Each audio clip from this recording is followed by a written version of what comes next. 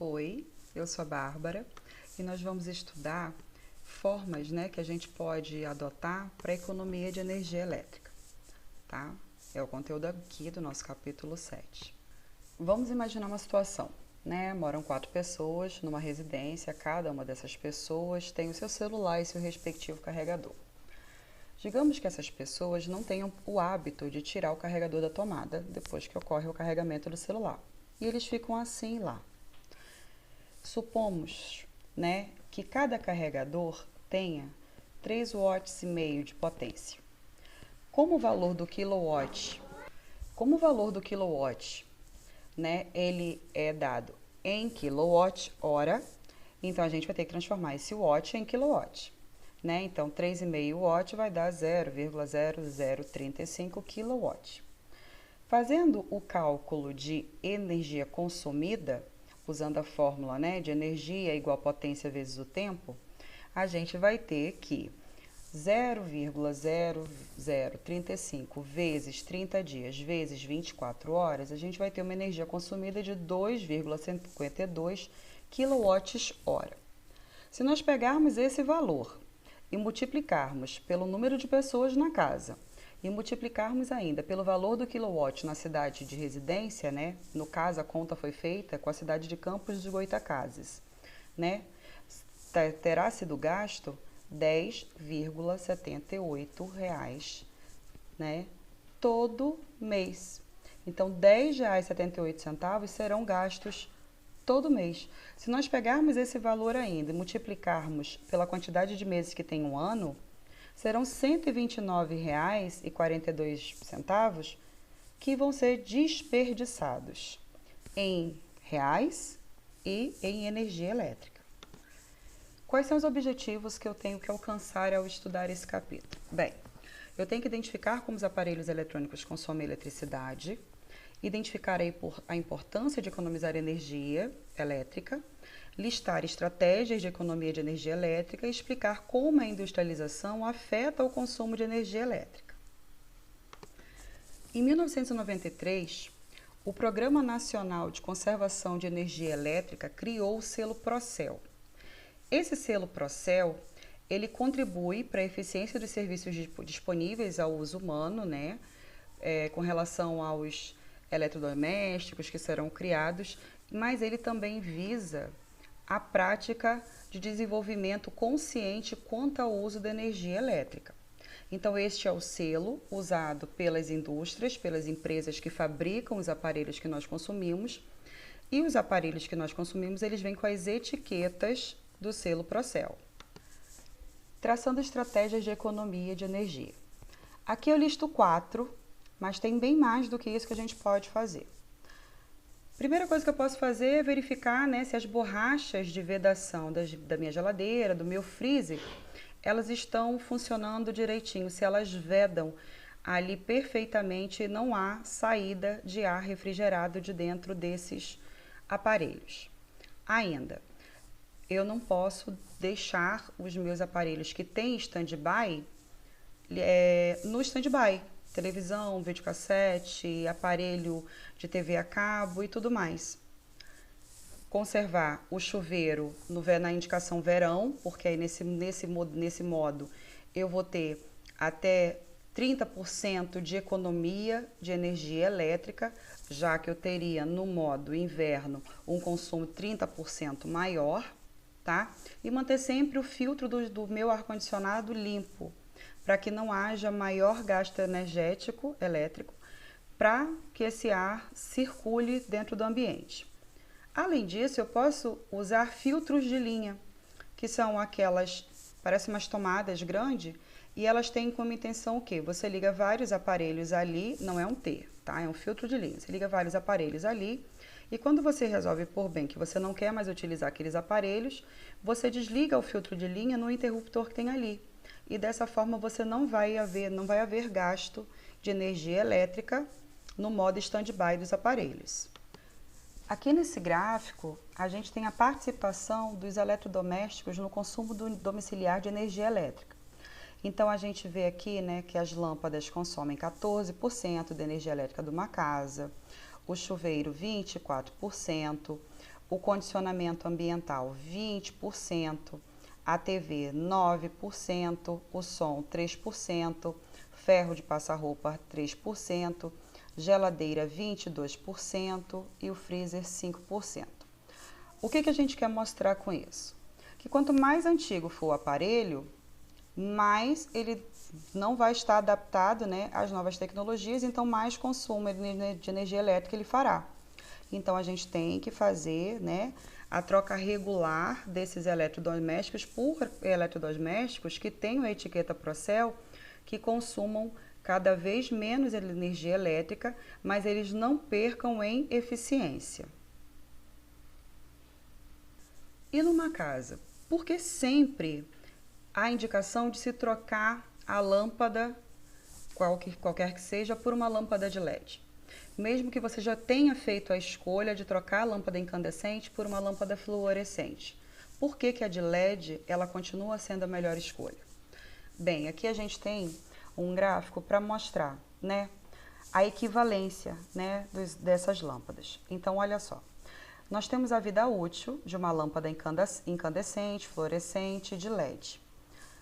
Uma lâmpada incandescente, ela dura 1.200 horas, enquanto que uma lâmpada de LED, ela dura 5.000 horas. Se nós formos transformar esse tempo em horas aqui para durabilidade, que é um ciclo de 12 horas ligado de lâmpada, uma lâmpada incandescente eu vou ter que trocar ela de 3 em 3 meses, enquanto uma lâmpada de LED de 10 em 10 anos. Além disso, todas essas daqui, né, com relação ao consumo, eu estou vendo aqui quanto de energia elétrica é consumida por cada lâmpada dessa. Então, uma lâmpada incandescente, ela vai consumir de energia 50 watts por segundo, enquanto uma fluorescente 10 watts por segundo e uma lâmpada de LED 5 watts por segundo. O que isso me prova? Isso me prova que a maior quantidade de energia elétrica na lâmpada de LED é transformada em energia luminosa. Por quê? Porque ela tem muito baixa a emissão de calor. Apenas 5% da energia elétrica numa lâmpada de LED é transformada em energia térmica, enquanto que numa lâmpada incandescente é quase que a metade, entendeu? A metade da energia elétrica ela é transformada em energia térmica e energia luminosa. Então, por isso que ela é bem quente, entendeu? Por isso que a gente não consegue, por exemplo, trocar uma lâmpada incandescente com ela acesa.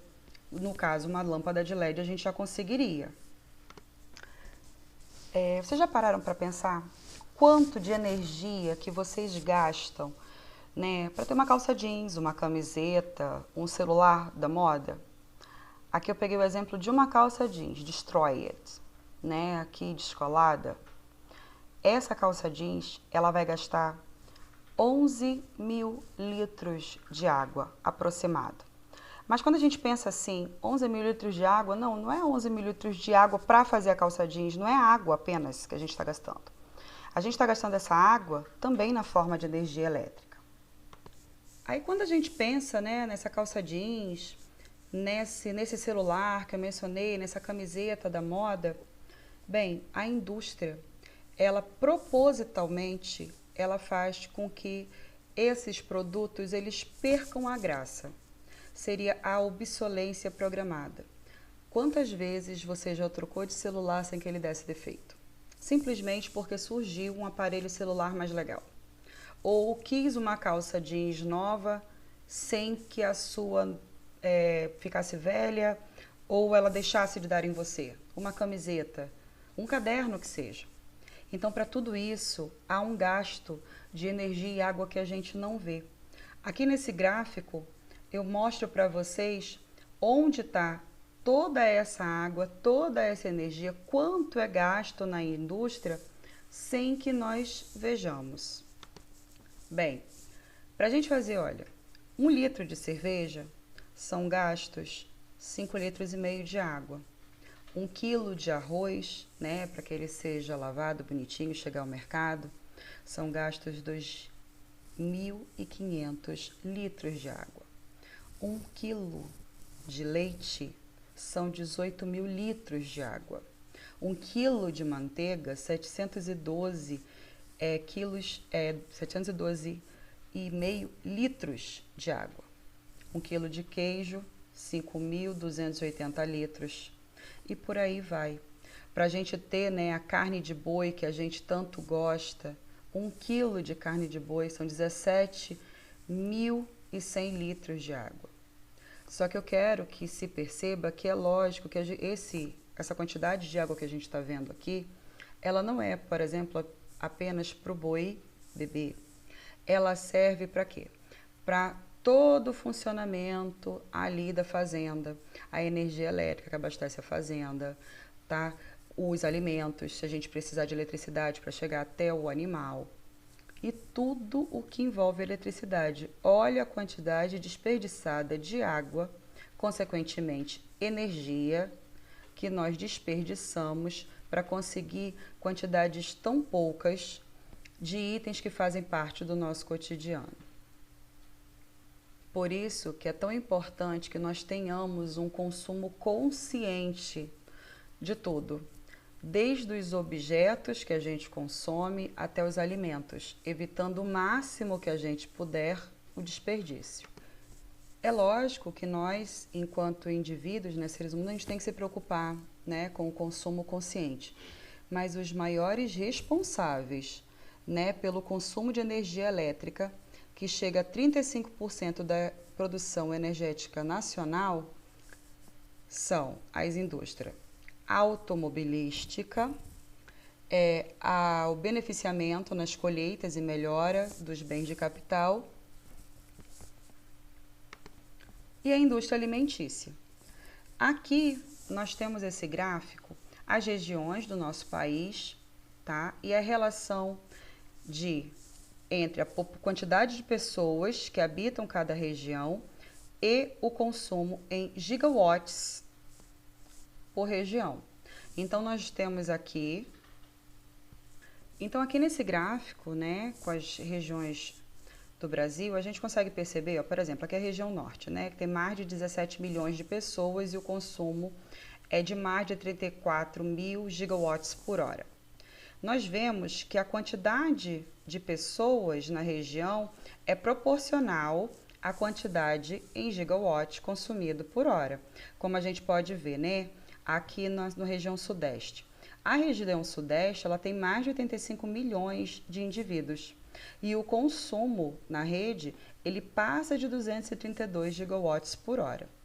Então, isso tudo é para nós percebermos que a quantidade de pessoas em determinada região influencia nesse maior consumo de energia elétrica. E a gente vai ficando por aqui. Muito obrigada.